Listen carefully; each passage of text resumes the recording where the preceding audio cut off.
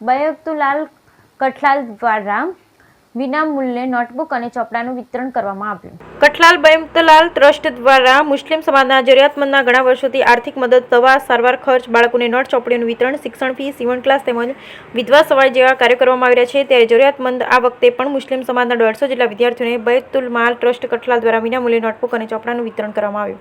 Bureau report Maqsood કારીગર, ખેડા, કઠલાલ.